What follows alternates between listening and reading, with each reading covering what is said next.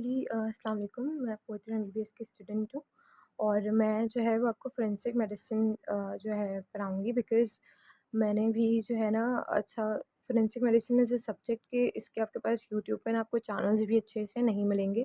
आपको मतलब बहुत स्कैटर्ड आपको एक सब्जेक्ट है, ठीक है? सो अगर आपको पता होगा कि यार ये टॉपिक्स हैं, you have to cover like these all, so it becomes easy for you. ठीक है, तो जैसे ही लेक्चर आप लें जो भी डॉक्टर वगैरह का है अपने, तो इसके बाद फिर आप जो है वो उसको एक दफ़ा रीड दे दें बारीक से, और फिर इसके बाद जो है वो टर्च से भी आप जो है वो याद कर सकते हैं, क्योंकि मैंने टर्च से याद किया है, ठीक है। सो सबसे पहले हम जो है ना इन्फेंटिसाइड पढ़ते हैं। ये बहुत छोटा सा चैप्टर है और इम्पॉर्टेंट है। मैं आपको वाइवा के लिहाज से भी बताऊँगी कि क्या चीज़ें वाइवा के लिहाज से भी बहुत इम्पॉर्टेंट है। So you have to cover according to that, okay. So let's start. ये जो ना टर्च है, ठीक है, इसमें चैप्टर नंबर 15 है, इन्फेंटिसाइड, एंड हम इधर से कवर करते हैं। फिर मैं आपको बता दूंगी कि पारिक में कौन सा चैप्टर है और आपको उसके अंदर क्या चीज़ें कवर करनी है, पढ़नी है, सो आप वो पढ़ लीजिएगा, ठीक है। तो इन्फेंटिसाइड पढ़ते हैं, ठीक है। Infanticide refers to the destruction of a newly born viable infant up to the age of 1 year. देखो कत्ल करना बेसिकली, अगर आपके पास सिंपल इन वर्ड्स में बोलें, न्यूली बॉर्न वायबल चाइल्ड का, यानी आपके पास आफ्टर बर्थ से लेकर 1 ईयर एज जो होगी ना, अगर उस दौरान उस किसी भी एज का इसके बच्चे का कत्ल हो रहा है तो दैट इज़ इन्फेंटिसाइड करेगा, ठीक है। बर्थ से लेकर टिल 1 ईयर ऑफ एज तक जो है वो इन्फेंट कहलाता है, तो इसका जो कत्ल होगा वो इन्फेंटिसाइड कहलाएगा। एम्ब्रियो आपको पता है इम्प्लांटेशन टिल 8 वीक होती है, देन फीटस आपके पास 8 वीक टिल बर्थ होती है, तो दैट इज़ अ फीटस, ठीक है। अच्छा, एज ऑफ वाइबिलिटी आपके पास क्या होती है, ये बहुत पूछते भी हैं। 28 वीक्स या 7 मंथ्स, ठीक है, या 210 डेज भी। तो एज ऑफ वाइबिलिटी आपके पास बेसिकली क्या है कि वो एज या वो मंथ या वो डेज में कि जिसमें जो आपके पास जो अभी बच्चा है वो आफ्टर लाइक इंडिपेंडेंट है, वो इंडिपेंडेंटली आपके मदर के यूट्रस पे डिपेंड नहीं कर रहा और वो आपके पास जो है वो ग्रो कर सकता है, जिंदा रह सकता है, तो that is age of viability, ठीक है। ये आपसे पूछते हैं। इन्फेंटिसाइड की भी आपसे बात जो है वो डेफिनेशन भी पूछते हैं, एंड प्लस इसके आपके पास उसकी पनिशमेंट भी पूछते हैं, 302 पीपीसी आती है, ठीक है। पाकिस्तान पीनल कोड के अंदर इसका जुर्म किस अंडर आ रहा है और इसकी पनिशमेंट क्या है कि डेथ और transportation of life and also fine वगैरह।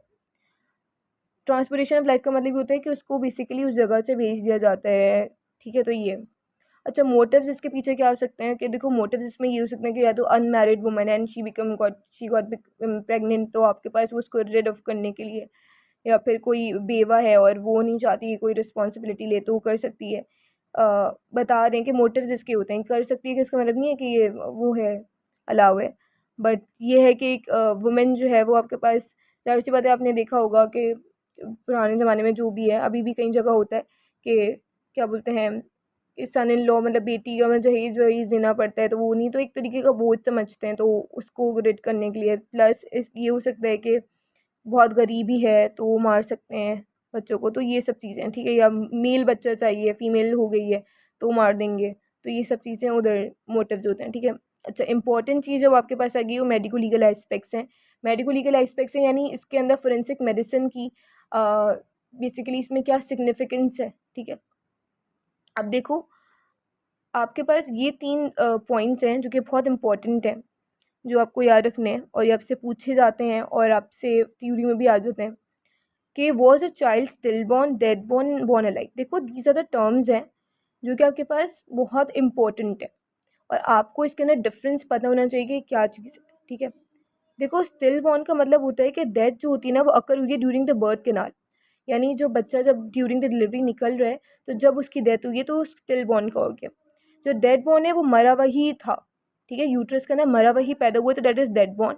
और बॉर्न लाइफ का मतलब ये होता है कि बच्चा जो है वो जिंदा पैदा हुआ है, ठीक है। अब दूसरी चीज़ ये क्या है कि if born alive how long did the child life live, ठीक है, कि अगर बच्चा जो है वो जिंदा पैदा हुआ है तो कितनी देर तक वो जिंदा रहा है, अलॉन्ग विद उसकी कॉज ऑफ डेथ क्या थी, ठीक है। ये आपके पास मेडिको लीगल एस्पेक्ट्स हो गए, इंपॉर्टेंट है, इनके ऊपर भी रखना, एक डेफिनेशन हो गई या की हो गई, ठीक है। अब आपके पास इसमें यही बताया, देखो स्टिल बॉर्न चाइल्ड है मतलब आपके पास ड्यूरिंग द बर्थ कैनाल मरा है, तो उसने सांस तो ऑब्वियसली ली नहीं है ना, सांस कैसे लेगा वो, सांस तो नहीं ली, तो डैट इज़ वाई कि डिड नॉट ब्रेथ और show any other science of life. अच्छा, आप जो है सबसे पहली बात ये बात भी जहन में रखिएगा कि ज़रूरी नहीं है कि उसने सांस ली होगी, नहीं ली होगी तो ही आप उसको बोल दोगे कि स्टिल बॉर्न है। कोई इसमें अदर साइन भी नहीं दिखाना चाहिए। फॉर एग्जांपल अगर आपके पास बच्चा पैदा हुआ है, उसने सांस नहीं ली है और जो है उसने उंगली हिला दी है, जो भी है उसने किसी भी साइन कोई भी जो है वो साइन शो कर दिया, सो उसको स्टिल बॉर्न के अंदर नहीं इंक्लूड करोगे, क्योंकि उसने साइन दिखा दिया ना लाइफ का, तो वो बॉर्न अलाइव ही कंसीडर होगा। ठीक है। दूसरी चीज़ ये कि अच्छा, ये क्यों होता है कि अनअसिस्टेड या प्रोलॉन्ग लेबर हो गया, तो जब आपके पास जो है वो स्टिल बॉर्न चाइल्ड होता है। डेड बॉर्न चाइल्ड का मतलब ये होता है कि वो जो चाइल्ड है वो यूट्रस के अंदर मरा हुआ ही पैदा हुआ है। ठीक है। तो वो आपके पास साइंस राइगर मोर्टिस, मैसेरेशंस, ममिफिकेशन के साइन शो करेगा। अब देखो राइगर मोर्टिस क्या होता है, आपको पास पता है, आपने फिजियो में भी पढ़ा है कि जब भी आपके पास मसल की कॉन्ट्रैक्शंस करवानी होती है तो एटीपी आपके पास होती है, राइट। तो वो बॉन्ड बनाती है। अब जब आपके पास बॉन्ड ब्रेक करना होता है तो भी एटीपी नीड होती है, राइट। तो अब आपके पास बॉन्ड तो बन गया, मगर अब उसको ब्रेक करने के लिए एटीपी अब आपके पास नहीं है, तो राइगर मोर्टिस यानी बॉडी स्टिफ हो जाती है। सही है। तो ये राइगर मोर्टिस है। मैसेरेशंस ये अभी आपके पास आ गया, मैं आपको बताती हूँ। एंड ममिफिकेशन भी जो है वो डेथ वाले चैप्टर में पढ़ेंगे हम। सही क्या है। अच्छा, दूसरी चीज़ के अंदर जो इम्पोर्टेंट है वो लाइव बर्थ है। लाइव बर्थ मैंने आपके पास बताया। देखो इसमें इन्होंने भी ये लिखा हुआ कि ज़रूरी नहीं कि सांस लेने को ही आप कंसीडर करोगे कि लाइव बर्थ है। अगर उसने कोई साइन शो कर दिया, उंगली हिला दी, कुछ भी कर दिया, तो that is a live birth. Live word क्या है कि if any part of the living child has been brought forth, तो आपके पास जो है वो और उसने ब्रीथ कर लिया, ठीक है, मे हैव ब्रेथ और be in completely born in constant live word, तो दैट इज़ आपके पास समझ में आ गई बात कि मैं आपको क्या बोल रही हूँ, कि उसने कोई भी साइन शो कर दिया लाइफ का, ज़रूरी नहीं है कि उसने ब्रीथ किया ही किया हो, तो that is a live word. ठीक है।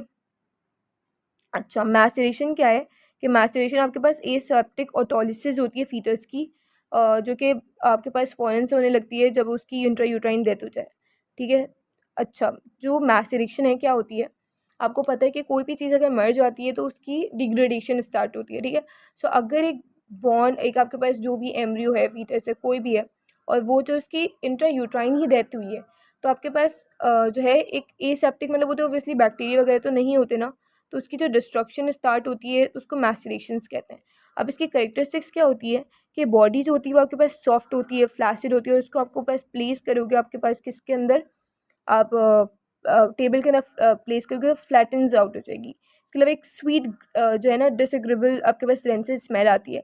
जब आपके पास गायनी का आपके पास वो होगा ना बेसिकली वो रोटेशंस होंगे, so you get to know कि उधर जो एक स्मेल आती है ना, एक स्वीट सी रेंसिड सी होती है, बर्दाश्त भी नहीं होती, तो दैट इज़ जो है वो उसको रेंसिड स्मेल कहते हैं। वो आपके पास स्मेल आती है। दूसरी चीज़ ये कि जो स्किन होगी वो ब्राउनिश और पर्पल होगी। अच्छा, ग्रीनिश इसमें लिखा हुआ है, ग्रीनिश हैज़ नॉट ग्रीनिश नहीं मिलेगी। तो ग्रीनिश क्यों नहीं मिलेगी, वो आपके पास आप डेथ वाले चैप्टर में पढ़ेंगे कि प्यूट्रीफैक्शन क्या होती है। प्यूट्रीफैक्शन बेसिकली आपके पास जो है ना गैसेस का बनना होता है, आपके पास डिग्रेडेशन हो रही होती है, आपके पास बेसिकली आपके पास टिश्यूज़ की एंथ्रोप बैक्टीरिया हो रही होती है, तो वो ग्रीनिश कलर आपके पास होता है। तो वो ऑब्वियसली बैक्टीरिया वगैरह तो है ही नहीं, हमने पढ़ा कि एसेप्टिक, दैट इज़ वाई आप ग्रीनिश नहीं होती। इसके अलावा क्यूटिकल्स वगैरह जो होंगे वो रेज्ड होंगे। सही है। अच्छा, और स्किन ऐसी होगी कि बिल्कुल आराम से ना हट जाए, इतनी ज़्यादा सॉफ्ट होगी। अच्छा, इंपॉर्टेंट चीज़ एक बहुत ज़्यादा, मुझसे मेरे अभी वाइवा के अंदर भी मुझसे पूछा गया था कि स्पॉल्डिंग साइन, अगर आपके पास श्योरेस्ट साइन क्या होगा इंट्रायूट्राइन डेथ का, जिससे आप पता लगा लोगे कि जो बच्चा जो है वो मरा हुआ पैदा हुआ है। ठीक है। देखो ये है कि आपके पास को स्पॉल्डिंग साइन, स्मोल्डिंग साइन कहते हैं, ये श्योरेस्ट साइन है। ठीक है। जो स्कल के बोन की जो सूचर्स होती हैं ना, वो सेपरेट हो जाती हैं उस बच्चे के अंदर जो यूट्रस के अंदर ही डेथ कर जाता है, और ओवर राइट कर जाती हैं। ठीक है। So that is called the Spalding signs and moulding sign, और ये बहुत ज़्यादा इंपॉर्टेंट चीज़ है, तो इसको देख लीजिएगा। अच्छा, दूसरी बात ये है कि आपके पास live born and still born, this is a most important जो है, आप कहते हैं कि डिफरेंस है। तो लाइव बॉर्न आपके पास मैंने बता दिया कि जो बच्चा जिंदा पैदा हुआ है, स्टिल बॉर्न जो मरा हुआ पैदा हुआ है। अब देखो चेस्ट जो होगी वो आपके पास क्या होगी, आर्च्ड होगी, ड्रम शेप होगी, सर्कमफेरेंस ग्रेटर होगा एब्डोमेन से, एंड इंटरकोस्टल मसल्स होंगे वो वाइडर होंगे। क्यों होंगे, क्योंकि उसने सांस ली है। एक बैलून के आप एग्जाम्पल से आपको याद बहुत अच्छे तरीके से ये रहेगा कि अगर बैलून है तो वो ज़ाहिर सी बात है इन्फ्लेट करेगा, फूला हुआ होगा। एक बच्चा है उसने सांस ही नहीं ली, उसके जो लंग्स हैं वो इन्फ्लेट ही नहीं हुए हुए, तो चेस्ट क्या होगा आपके पास, बिल्कुल फ्लैट होगा ना। बिल्कुल फ्लैट चेस्ट होगा, एब्डोमेन के ऑर्गन्स तो उसके पास बने हुए, तो वो ज़ाहिर सी बात है वो ज़्यादा स्पेस ऑक्यूपाई करेंगे, एंड इंटरकोस्टल स्पेसेस होंगी वो नैरो होंगी। अच्छा, डायफ्राम की बात करें तो डायफ्राम देखो, डायफ्राम जब आप लंग जो है वो सांस लेते हैं तो डायफ्राम नीचे आता है ना, तो डायफ्राम अगर एक लाइव बॉर्न का है तो उसका डायफ्राम किस पे आएगा, 6 एंड 7 रिप पे आएगा। स्टिल बॉर्न का किस आएगा, उसने सांस ही नहीं ली हुई, उसके लंग्स ऐसे ही पड़े हुए, तो वो फोर्थ और थर्ड और फोर्थ रिप में आएगा। अच्छा, अब लंग्स पे आते हैं। लंग्स, अगर आपके पास लंग्स जो है वो सांस लिया हुआ है, उसने रिस्पायर किया हुआ है, तो जाहिर सी बात है वो थोरेसिक कैविटी को फुल करेंगे। आपको पता है कि पहले जो होता है वो लंग्स होते हैं, देन आपके पास हार्ट वगैरह होता है, ठीक है। तो फिल द थोरेसिक कैविटी, इसके अलावा ओवरलैप करेंगे, हार्ट से पहले आएंगे ओबियसली, एंड थाइमस ग्लैंड को भी, और टॉर्ट कवरिंग प्लूरा होगी। टॉर्ट का मतलब होगा स्ट्रेच कवरिंग प्लूरा होगा। बैलून को जब आप इन्फ्लेट कर रहे होते हो, जो उसकी स्किन जो होती है वो बेसिकली स्ट्रेच होती है, ठीक है, उसके अंदर कोई रिंकल्स आपको नहीं दिख रहे होंगे। जो स्टिल बॉर्न है उसके अंदर क्या होगा, आपके पास जो लंग्स होंगे वो आपके पास बैक पे होंगे, क्योंकि वो उसके अंदर कोई हवा ही नहीं है। तो हार्ट पहले आएगा आपके पास, फिर आपके पास जो वो थाइमस ग्लैंड आएगा, और प्लूरा जो होगी वो क्या होगी, रिंकल्ड एंड लूजन होगी। एक बैलून को जब आप नहीं फुला हुआ होता तो वो कैसे हुआ होता है, रिंकल होता है, बिल्कुल फ्लैट सा हुआ होता है, ठीक है। अब लंग जो है जाहिर सी बात है उसके अंदर एयर है तो वॉल्यूमिनस होगा, इसके अंदर नहीं होगा। राउंडेड उनके कॉर्नर्स होंगे और इसका शार्प होगा स्टिल बॉर्न का। मॉटल पिंक क्यों होगा, क्योंकि उसके अंदर ऑक्सीजन वगैरह आ रही है। उसके अंदर यूनिफॉर्म डार्क ब्लू होगा, रेड होगा, क्योंकि उसके अंदर ऑक्सीजन है ही नहीं। ऑक्सीमोग्लोबिन होगा, ऑक्सीमोग्लोबिन तो होगा ही नहीं, इसके अंदर होगा ना, इसके अंदर तो साइनोसिस होगी, ठीक है। अच्छा, marbled due to expanded air vesicles, marbled होगा, तो ये मार्बल्ड अपीयरेंस दे रहा होगा, और इसके अंदर नहीं दे रहा होगा, स्मूथ दे रहा होगा। स्पंजी होगा, इलास्टिक होगा। क्रिपिटेंट, क्रिपिटेंट कहते हैं बैलून लाइक, फूला हुआ, ठीक है। तो ये आपके पास ऑब्वियसली उसने सांस ली हुई है तो लाइव बॉर्न के अंदर होगा, इसके अंदर नॉन क्रिपिटेंट होगा।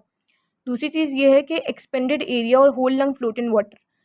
अच्छा, ये जो है ना बहुत इंपॉर्टेंट चीज़ें इधर आ गई, वो भी सब इंपॉर्टेंट है पर ये और ज़्यादा इंपॉर्टेंट है। कैसे, किसके, उसके ऊपर ना, इस पॉइंट के ऊपर एक टेस्ट हम परफॉर्म करते हैं, ठीक है। एक्सपेंडेड एरिया और whole lung float in water, जाहिर सी बात है उसके अंदर एयर है तो वो लंग जो होगा वो एक्सपेंडेड होगा, ठीक है, और फ्लोट करेगा वाटर में, ठीक है। आप एक बैलून की एग्जांपल लो, आप बैलून को आपने एयर से फिल किया और अब जो है आपने उसको पानी के ऊपर छोड़ दिया, तो वो पानी के ऊपर तैरेगा, पानी के अंदर नहीं जाएगा, राइट, क्योंकि उसके अंदर हवा है। वैसे अगर आप एक बैलून है और वो इन्फ्लेट नहीं हुआ हुआ, उसके अंदर एयर नहीं है, तो आप जो है उसको पानी के अंदर डालोगे तो वो सिंक कर जाएगा, right. So this is a thing. अब इसका जो टेस्ट है वो मैं आपको आगे बताती हूँ आगे, ठीक है, इंपॉर्टेंट है। इसके अलावा दूसरा इंपॉर्टेंट पॉइंट ये भी है कि ratio of weight of lung to body जो होगा इधर 1:35 होगा, और इधर जो होगा 1:70 होगा। इसके ऊपर भी टेस्ट है, वो भी मैं आपको बताती हूँ। इसके अलावा स्टमक बाउल टेस्ट है, ये जो है वो इसके अंदर पॉजिटिव होगा, लाइव बॉर्न के अंदर नेगेटिव। ये मैं आपको सब, ये जो ये टेस्ट है ना, ये मैं आपको आगे बताती हूँ, सही है। अच्छा, अब ये नेक्स्ट पेज पे आप देखेंगे science of establishment of respiration, कि देखो उसने, बच्चे ने सांस ली है क्या है, तो लंग, चेस्ट और स्टमक एंड बाउल पे आपके पास ये टेस्ट हैं और हम देखते हैं। सबसे इंपॉर्टेंट आपके पास ये हाइड्रोस्टेटिक टेस्ट है, ठीक है। हाइड्रोस्टेटिक टेस्ट में बेसिकली आपके पास क्या है कि जो आपके पास इसका प्रिंसिपल आपको याद रखना है कि जो स्पेसिफिक ग्रेविटी होती है ना नॉन रिस्पायर्ड लंग्स की, यानी जिन्होंने सांस नहीं ली, वो ज़्यादा होती है, 1050 होती है, ठीक है, हैवियर होती है than water, that is why वो सिंक कर जाते हैं। और जो स्पेसिफिक ग्रेविटी रिस्पायर्ड लंग्स की होती है वो कितनी होती है, 950, यानी लाइटर होती है, तो वो फ्लोट कर जाते हैं, सही है। तो ये आपके पास इसका प्रिंसिपल है और आपके पास पता होना चाहिए ये वाला, ठीक है। फिर अगर आप जो है वो क्या बोलते हैं, किस पे आओ कि अच्छा, hydrostatic test is not necessary. अब हाइड्रोस्टेटिक टेस्ट आपके पास ज़रूरत ही नहीं है आपको करने की, और आप ऐसे ही बता दोगे कि अच्छा ये बच्चा जो है वो बेसिकली क्या है, इसमें करने की ज़रूरत ही नहीं है, ठीक है। आप उसको बगैर देखे बता दोगे कि बच्चा जो है वो पहले से मरा हुआ था या जो भी है। देखो, फीटस जो है वो वायबल नहीं था। क्या फीटस वायबल नहीं, का वायबल का मतलब क्या है, हमने क्या बोला था कि इन्फेंटिसाइड आपके पास वो कत्ल होता है जो कि एज ऑफ वाइबिलिटी के बाद, यानी बर्थ से टिल 1 ईयर ऑफ एज, ठीक है, ऑब्वियसली, तो वो आपके पास इन्फेंटिसाइड कराता है, एज ऑफ वाइबिलिटी होती है। अब एक जो एज उसकी वाइबल है ही नहीं, यानी वो आपके पास मदर की बॉडी के ऊपर डिपेंड करता ही, जो जो भी उसकी एज है, उसके अलावा सर्वाइव ही नहीं कर सकता था, तो ऑब्वियसली उसकी डेथ तो होगी। तो डैट इज़ आपके पास, आपको हाइड्रोस्टेटिक टेस्ट करने की ज़रूरत है ही नहीं। दूसरी बात ये है कि स्टमक, यानी उसकी डिफॉर्मिटी ऐसे है कि आप, वो सर्वाइव ही नहीं कर सकता, तो आप नहीं करोगे। या फिर उसने जो है वो इंट्रा यूट्राइन यानी मैसेरेशंस वगैरह दिखा दी हैं। मैसेरेशंस हमने पीछे पढ़ा ना कि क्या था, तो अगर, तो उसके अंदर ज़रूरत नहीं है, क्योंकि उससे तो पता चल जाएगा कि इसकी जो डेथ हुई है वो क्या हुई है, इंट्रायूट्राइन डे है। और अगर आपसे श्योरेस्ट पूछें तो आपके पास पता है कि स्पॉल्डिंग साइन है, राइट। इसके अलावा अम्बिलिकल कॉर्ड जो है वो सेपरेट हुई हुई है, या फिर स्टमक में मिल्क है। देखो स्टमक में मिल्क कभी भी एम्ब्रियो में, फीटस में कभी भी नहीं आता। बर्थ से पहले कभी भी स्टमक के अंदर मिल्क नहीं आपके पास मिलेगा। मिल्क आपके पास जब ही मिलेगा जब उस बच्चे ने फीड किया होगा। फीड किया क्या होगा, जब जाहिर सी बात है वो जिंदा हुआ होगा, जिंदा पैदा हुआ होगा। तो जब अगर आपको उसके स्टमक में मिल्क मिल गया तो आपके पास, आपको ज़रूरत ही नहीं है हाइड्रोस्टेटिक टेस्ट की। जाहिर सी बात है, मिल्क मिला है तो सांस तो ली है ना उसने, कॉमन सेंस की बात है। ओके, अब आपके पास फैलेसीज हैं ऑफ द हाइड्रोस्टेटिक टेस्ट, यानी वो कौन सी कंडीशंस हैं जिसके अंदर आपके पास हाइड्रोस्टेटिक टेस्ट पॉजिटिव या नेगेटिव।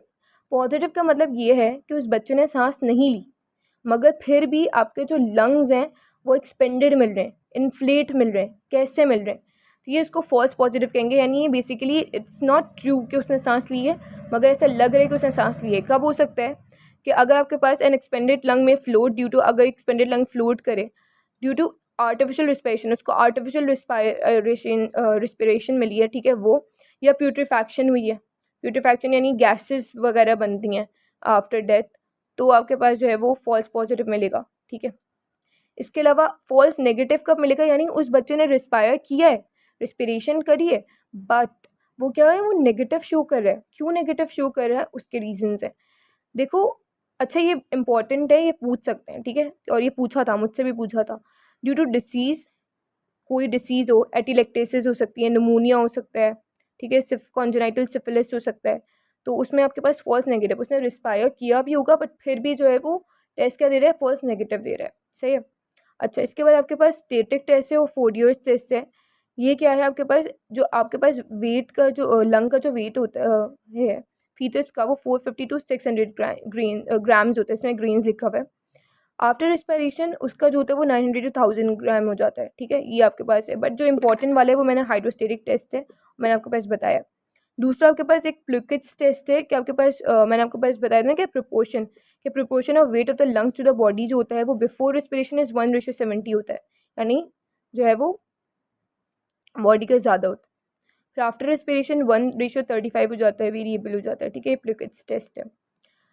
इसके अलावा आपके पास स्टमक एंड बाउल टेस्ट है। तो ये क्या है कि जाहिर सी बात है कि एक बच्चा है, उसने सांस लिया, तो आपके पास स्टमक में भी कुछ ना कुछ एयर जाती ही है। सांस लेते वक्त हम सांस लेते हैं तो स्टमक में भी कुछ ना कुछ एयर जाती है।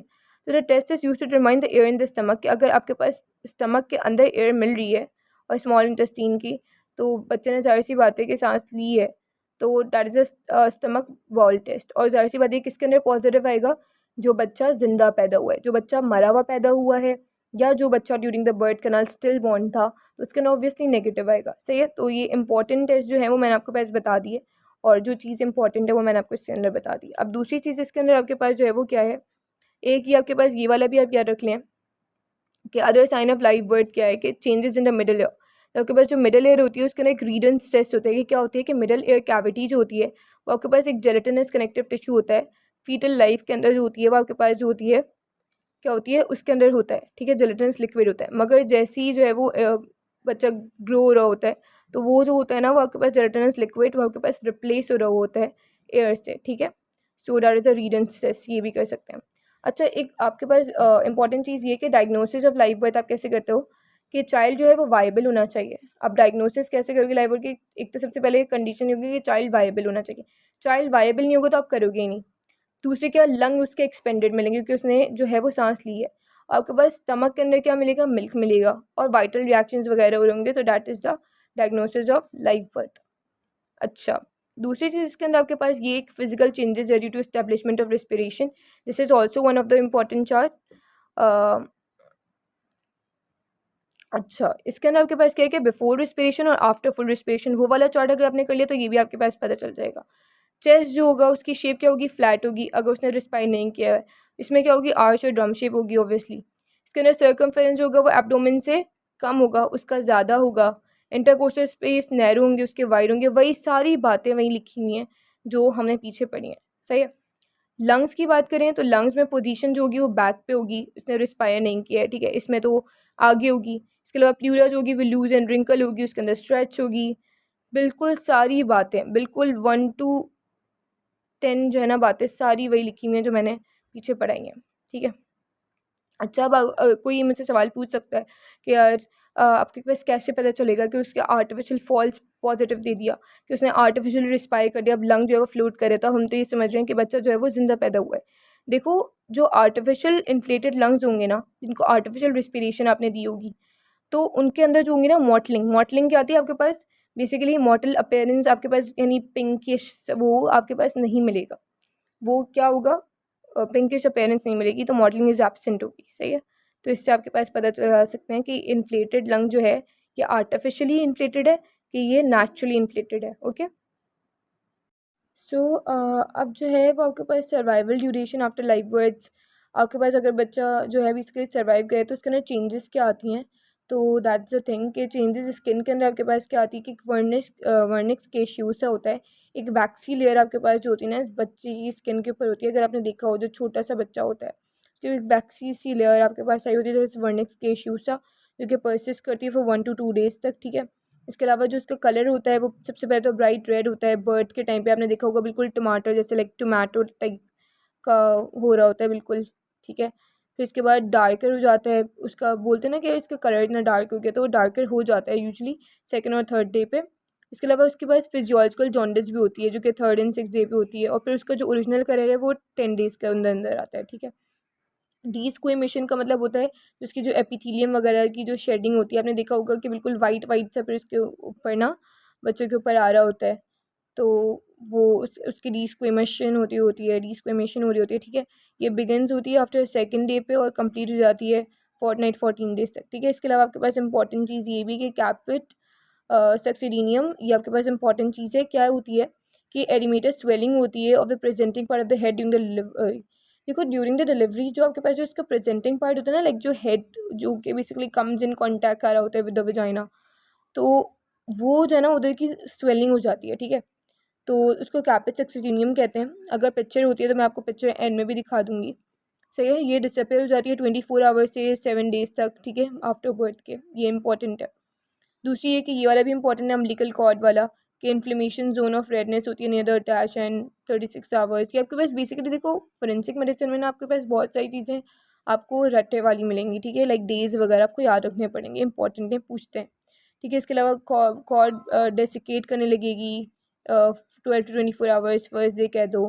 ठीक है। इसके अलावा जो एक इम्पॉर्टेंट चीज़ है वो सर्कुलेशन भी बहुत इंपॉर्टेंट है, कि अम्बिलिकल, सबसे पहले अम्बिलिकल आर्टरीज़ की कॉन्ट्रैक्शन होती है और वो बंद होती हैं 2 to 3 days में। फिर अम्बिलिकल वेन्स, फिर वो 4 to 5 days में, डक्टस आर्टीरियोसिस इतने डेज़ के अंदर, एंड फोरामेन ओवेल जो होता है आपके पास पता है, जो कि आपके पास एक कनेक्शन होता है, आप एनाटमी पढ़ कर आए हैं अभी, तो 2 to 3 months के अंदर जो होता है वो क्लोज हो जाता है। ठीक है। इसके अलावा फीटल होम हीमोग्लोबिन है, कि जो कि आपके पास अडल्ट हीमोग्लोबिन से डिफरेंट होती है, वो इस इन टाइम्स में होती है। तो बेसिकली ये चीज़ें आपको याद करनी है खुद से। ठीक है। इसके अलावा आपके पास कॉजेज़ ऑफ डेथ। अब देखो, कॉज ऑफ डेथ ना आपके पास एक तो नेचुरल हो सकती है, एक्सीडेंटल हो सकती है, क्रिमिनल हो सकती है। ठीक है। तो ये आपके पास चीज़ें हैं, ये आपने खुद पढ़ लेनी है, इतनी कोई इंपॉर्टेंट नहीं है, बट जो इंपॉर्टेंट होगी मैं आपको बता रही हूँ कि ड्यूरिंग द बर्थ जो कि आपके पास मोस्ट कॉमन आपके पास कॉज है, कि यानी जो स्टिल बर्थ होती है, तो प्रोलॉन्ग लेबर आ गया, वही अनअसिस्टेड लेबर आ गया, और भी इसके अंदर चीज़ें हैं वो हो गया, और या फिर prolapse of the cord, cord जो होगी वो आपके पास प्रोलैप्स हो गई, तो ये मोस्ट कॉमन आपके पास है, तो आपके पास याद होना चाहिए। ठीक है। इसके अलावा ये आप इसमें आपने सिर्फ जो है ना बेसिकली इसको रीड देना है, आपके पास खुद समझ में आ जाएगा क्या है। इसके अलावा एक्ट ऑफ, देखो आपके पास एक्ट ऑफ कमीशन होता है, एक एक्ट ऑफ ओमिशन होता है। एक्ट ऑफ कमीशन का मतलब होता है कि उस बंदे ने वो खुद किया। ठीक है। एक जो है वॉलंटरली परफॉर्म किया। ठीक है। उसके मारने के, जैसे सफोकेशन हो गई, ठीक है, सफोकेशन हो गई, स्ट्रैंगुलेशन हो गई, ये आपने, ये सारी वो टर्म्स हैं जो कि आप सब पढ़ेंगे डेथ के अंदर। ठीक है। फ्रैक्चर ऑफ द स्कल, उसको फ्रैक्चर कर दिया, उसके सर्वाइकल वर्टिब्रे को वो कर दिया, स्टैब वून, इंसाइज वून, बेसिकली जो है वो किसी वेपन से उसको कत्ल कर दिया या पॉइजनिंग दे दी। तो ये आपके पास ये वो टर्म्स हैं जो कि अभी आपके पास पता चलेंगी आपको, ये सब चीज़ें पढ़नी है। एक्ट ऑफ ओमिशन का मतलब होता है कि नेग्लिजेंस दिखाना। ठीक है। अब एक बंदा है, वो आप उसको बचा सकते हो, ठीक है, और आप उसको बचा नहीं रहे, वो काम जो कि आप कर सकते हो किसी की ज़िंदगी बचाने के लिए, और आप नहीं करें, तो वो एक्ट ऑफ कमीशन ओमिशन के अंदर आते हैं। एक कोई मदर वगैरह है, उसके होने वाला है लाइक बीवी, तो वो कुछ भी जो है ना वो ख्याल नहीं रखेंगे अपना। ठीक है। तो ये सब चीज़ें हैं, खाना नहीं खा रही प्रॉपर, जो है वो प्रोटेक्ट नहीं करी चाइल्ड को हीट से, कोल्ड से। ठीक है। बच्चे आपको पता है कितने सेंसिटिव होते हैं। तो ये सब एक्ट ऑफ ओमिशन है कि वो नेग्लिजेंस दिखा रही है। तो ये आपने बस खुद पढ़ लेने हैं, जो इंपॉर्टेंट चीज़ है वो मैंने उस पर टिक भी किया हुआ है, प्लस उसको बता। अच्छा, जो प्रेसिपिटेट लेबर है ये भी बहुत इंपॉर्टेंट है आपके पास, जो है ना बेसिकली वाइवा के अंदर पूछते भी हैं, थ्योरी के अंदर भी आ जाता है। तो प्रेसिपिटेट लेबर क्या होता है आपको पता है, जब भी लेबर होता है तो वो पेन के साथ होता है, राइट, विदाउट पेन नहीं होता। विदाउट पेन अब जो होता है ना वो एक एबनॉर्मेलिटी है, उसको प्रेसिपिटेट लेबर कहते हैं, ठीक है। प्रेसिपिटेट लेबर क्या है, this refers to the condition in which a child is born suddenly without usual labour pains. यानी जो चाइल्ड होता है वो आपके पास सडनली बॉर्न हो गया और लेबर पेन्स भी नहीं हुए मदर को, तो that is a precipitate labour. देखो लेबर के जो पेन्स है ना दैट्स इंपॉर्टेंट। अब उसके पीछे क्या क्राइटेरिया है वो भी तो खैर मैंने पढ़ा नहीं है, बट वो फाइनल ईयर के अंदर क्योंकि सब्जेक्ट है तो that's why. But the thing it is के लेबर पेन्स अगर नहीं भी होता है, क्योंकि मेरी जब गायनी के अंदर रोटेशन हुई थी तो एक जो लेडी थी उनको पेन नहीं हो रहा था, तो उनको पेन जो है वो इंड्यूस करवाया गया था, ठीक है। उसके पीछे ऑब्वियसली कोई क्राइटेरियाज होंगे। सो अगर आपके पास जो लेबर हो रहा है वो आपके पास विदाउट पेन के हो रहा है तो that is a precipitate labour. अब इसके अंदर एक ट्रू प्रेसिपिटेट लेबर है, एक सूडो प्रेसिपिटेट लेबर है, ठीक है। ट्रू प्रेसिपिटेट का लेबर का मतलब यह है कि वाकई में पेन नहीं हो रहा, ठीक है। ट्रू का मतलब आपके पास पता है कि बर्थ अकर उठ के सडनली विदाउट प्रीवियस वार्निंग, कोई वार्निंग नहीं है, आपके पास पता है ना कि वाटर ब्रेक वगैरह जो भी होता है तो वो आपके पास कोई वार्निंग नहीं है। प्लस आपके पास जो है वो वुमेन जो है वो मल्टी पैरा है, मतलब उसके मल्टी पैरा का मतलब होता है कि वो या तो उसकी रीसेंट कोई डिलीवरी हुई है या उसके बहुत सारे बच्चे हो चुके हैं, तो डैट इज़ मल्टी पैरा, ठीक है, वो है। या फिर उसका पेल्विस इतना ज़्यादा लार्ज है और चाइल्ड जो है वो बहुत ज़्यादा स्मॉल है पेल्विस के मुकाबले में, तो दैट्स वाई आपके पास लेबर नहीं हो रहा, वो ईजिली पास कर रहा है, ठीक है। या हेड मोल्डिंग जो है वो एब्सेंट है, ठीक है। कैपिस एक्सरेनी में स्लाइट है, बहुत हल्की सी स्वेलिंग हो रही है, देखो उसकी वजह से पेन होता है। तो that's all the thing and आप इसको रीड दे देंगे, ठीक है, और ये इंपॉर्टेंट है बहुत ज़्यादा। वैसे सूडो प्रेसिपिटेट लेबर कब होता है कि मैं अकेन प्रीमी पैरा यानी उसका फर्स्ट चाइल्ड है, तो ऑब्वियसली उसको पता ही नहीं है कि लेबर किसे कहते हैं, लेबर पेन्स किसे कहते हैं, तो वो उसको ऐसी ले रही है, हो रहा है, मगर वो उसको बेसिकली उसको बर्दाश्त करिए इन टर्म्स ऑफ कि उसको पता ही नहीं चल रहा है कि यार अच्छा ये लेबर पेन होता है, ठीक है। दूसरी चीज़ ये कि हाँ यही वाली बात है, या तो उसका फर्स्ट चाइल्ड उसको पता ही नहीं है, और या फिर उसको जो है वो पेन हो रहा है वो उसको बिल्कुल जो है ना एक कंसीडर कर ही नहीं रही है पेन, कह रही है नॉर्मल बस होता है, तो दैट्स द थिंग, ठीक है। अनकॉन्शियस डिलीवरी भी हो जाती है फिट्स और पीरियड्स ऑफ कोमा वगैरह के अंदर, तो ये आपके पास है। दूसरी ये है कि अबेंडनिंग ऑफ चाइल्ड। देखो अबेंडन का मतलब होता है कि आपने देखा होगा कि बच्चों को छोड़ के चले जाते हैं उनके पेरेंट्स वगैरह, कि गरीबी ज़्यादा है या जो भी समथिंग जो भी कॉज है कि ईडी सेंटर छोड़ के चले गए, पता नहीं चला, तो that is the abandoning of child. अब अबेंडनिंग ऑफ चिल्ड्रन में जो आपके पास पीपीसी आता है वो 317 पीपीसी है। और अच्छा ये क्या होता है कि आपने फादर या मदर जो है वो चाइल्ड की उसको जो under the age of 12 years है उसको कहीं भी छोड़ कर आ जाएँ, ठीक है, ठीक है। और हैविंग द कोर मतलब ये वही डेफिनेशन लिखी हुई है, उसकी जो पनिशमेंट है वो 7 ईयर्स है और या फाइन है या दोनों हो सकती है, ठीक है। तो that is the abandoning of children. अच्छा, जो आपके पास कॉर्ड्स और क्रिब्स रहते हैं ये सिड्स है, ये भी आपके पास इंपॉर्टेंट है। क्या होता है कि आपके पास ये वो कंडीशन होती है जिसके अंदर हेल्दी बच्चा बिल्कुल हेल्दी होता है, कोई नहीं होता, बट क्या होता है कोई प्रॉब्लम नहीं है उसको, मगर आपने सुना होगा अपने आसपास भी कि बच्चे की जो है वो अचानक डेथ हो गई, बस सो रहा था और डेथ हो गई, सो दैट्स इसको कॉर्ड्स कहते हैं, सिड्स कहते हैं, sudden infant death syndrome. Basically पता ही नहीं चलता कि बच्चा जो है वो डेथ पाया जाता है, कोई साइंस एंड सिम्टम्स भी नहीं मिलते आपके पास, ठीक है, मेजरली कोई आपके पास साइंस एंड सिम्टम्स नहीं मिलते। तो बेसिकली आपके पास जो होते हैं ना, अच्छा इसमें बच्चे की आवाज़ भी नहीं आती, कि कोई प्रॉब्लम होती है बच्चे को तो वो रोता है, तो बिल्कुल लेरेंजियोस्पाज्म हो जाते हैं टर्मिनल एंड पे और रोने की कोई आवाज़ नहीं, दैट इज़ द कॉर्ड्स और सिड्स, ठीक है, ये आप पढ़ लीजिएगा। कोई देखो ये बेसिकली इस वजह से भी हो सकता है कि क्या बोलते हैं, कोई आपके पास मिल्क एलर्जी हो गई वगैरह, एड्रिनल इंसफिशिएंसी वगैरह हो गई, कोई भी प्रॉब्लम हो गया, तो दैट्स द थिंग, ठीक है। तो आपके पास कॉर्ड्स एंड सिड्स हो गए। अच्छा दूसरी चीज़ ये आपके पास बहुत इंपॉर्टेंट है, बैटर्ड बेबी और द कैफी सिंड्रोम। तो ये आपके पास अच्छा एक ये कैफी सिंड्रोम है और एक और टर्म आपके पास आगे आएगी जिसको कहते हैं कैफे कॉरोनरी, ठीक है। तो that's an different thing and it's different. जो बैटर्ड बेबी है वो कैफी सिंड्रोम है, बेसिकली इसमें क्या होता है कि जो भी पेरेंट्स हो गए या फिर कोई जो है वो आपके पास फॉस्टर पेरेंट्स हो गए या फिर जो भी गार्डियन वार्डियन है वो क्या करता है कि वो बच्चे के ऊपर जुल्म करता है, जो छोटे छोटे से बच्चे होते हैं उन पर जुल्म करता है अंडर 3 ईयर्स ऑफ एज, उनको मारते हैं पीटते हैं, तो उनके ऊपर जिस्म के ऊपर ना डिफरेंट जगहों पे निशानात मिलते हैं। तो that's a battered baby syndrome, यानी वायलेंस हो रहा है बेसिकली एक बच्चे पे, तो दैट्स अ कैफी सिंड्रोम और द बेबी, ठीक है, ये आपके पास ये है। अच्छा आपके पास इंजरीज मिलेंगी, जाहिर सी बात है वो उसको मारा है तो इंजरीज मिलेंगी आपके पास, सही है। तो ये आपके पास बेसिकली ये है। अच्छा बैटर्ड वाइज जो होती हैं, वाइज से भी वायलेंस वगैरह होते हैं तो बैटर्ड वाइज होती हैं, ठीक है। तो ये आपके पास ये हो गया। कंसीलमेंट ऑफ बर्थ का मतलब बेसिकली ये है कि उस बच्चे की पैदाइश को छुपाना, या वो बच्चा मरा हुआ पैदा हुआ तो बताना ही नहीं किसी को, मतलब किसी को पता नहीं लगने देना कि यार इस बच्चे की बर्थ हुई थी। देखो क्या लिखा हुआ है, whoever by secretly burying or otherwise disposing of the dead body of the child whether such child dies before or after during the birth। यानी एक बच्चा जो है वो या तो मरा हुआ पैदा हुआ है या फिर बाद में मरा है, और उसकी डेड बॉडी को कहाँ पे बरी किया है, मतलब हर चीज़ सीक्रेट रखे। सो ये एक ऑफेंस के अंदर आता है, that is concealment of birth. और इसकी जो पनिशमेंट है वो 2 ईयर्स ऑफ पनिशमेंट है, और इसकी जो पीपीसी है ना वो 318 पीपीसी आता है। तो दैट्स द थिंग।